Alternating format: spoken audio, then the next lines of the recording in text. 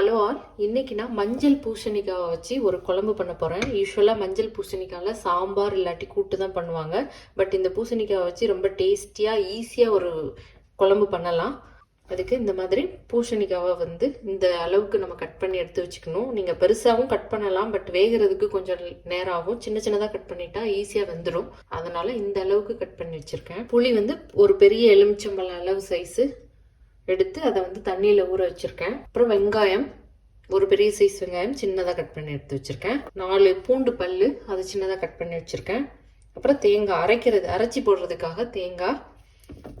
அப்புறம் 2 டீஸ்பூன் சீரகம், தனியா பவுடர், அப்புறம் சில்லி பவுடர்.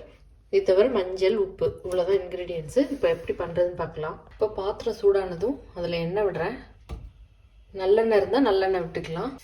எண்ணெய் சூடானதும் அதில் கொஞ்சமாக கடுகு போடுறேன். அப்புறம் கடுகு வெடித்ததும் அதில் வெள்ளைப்பூடு போடுறேன். அப்புறமா கொஞ்சம் கருவேப்பிலை. நம்ம போட்ட பூடு கொஞ்சம் வதங்கினதுக்கப்புறம் இந்த வெங்காயம் சேர்க்குறேன். இப்போ தேவையான அளவு உப்பு சேர்த்துடலாம்.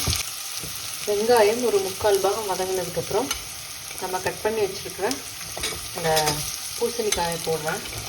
அதுக்கப்புறம் இதில் மஞ்சள் தூள். இது இந்த வெங்காயத்தோடையே ஒரு 1 or 2 மினிட்ஸ் நம்ம நல்லா வதக்கி விடணும். இப்போ இது 2 மினிட்ஸ் நல்லா வதங்கியிருக்கு.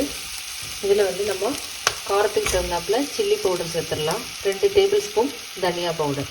இதை பச்சை வாசம் போகிற வரைக்கும் 1 or 2 மினிட்ஸ் நம்ம அதை வதக்கி விடணும். மசாலாவோட பச்சை வாசம் நல்லா போனதுக்கப்புறம் புளி கரைச்ச தண்ணி இதில் விடுறேன். இதில் கொஞ்சம் தண்ணி கூட சேர்த்துக்கலாம். இது நல்லா கொதிக்கணும். குழம்பு ரெடி ஆகிட்டு இருக்கும்போது நம்ம தேங்காய் சீரகம் 2த்தையும் சேர்த்து நல்லா அரைச்சி எடுத்து வச்சுக்கணும். குழம்பு நல்லா கெட்டியாகிடுச்சு. ஒரு 5-6 நிமிஷம் நல்லா கொதிக்க விட்டாச்சு. இப்போது கடைசியாக இதில் தேங்காய் சீரகம் அரைச்சி வச்சதை நான் அதில் போடுறேன். தேங்காய் போட்டதுக்கப்புறம் நிறைய நேரம் கொதிக்க விடக்கூடாது. லைட்டாக நம்ம கலந்து விட்டுட்டு ஸ்டவ் ஆஃப் பண்ணிடணும். மஞ்சள் பூசணி குழம்பு ரெடி ஆகிடுச்சு. இது சாதத்துக்கு ரொம்ப டேஸ்டியாக இருக்கும். வித்தியாசமான குழம்பு. நீங்களும் இதை மறக்காமல் ட்ரை பண்ணி பாருங்கள். Thank you all.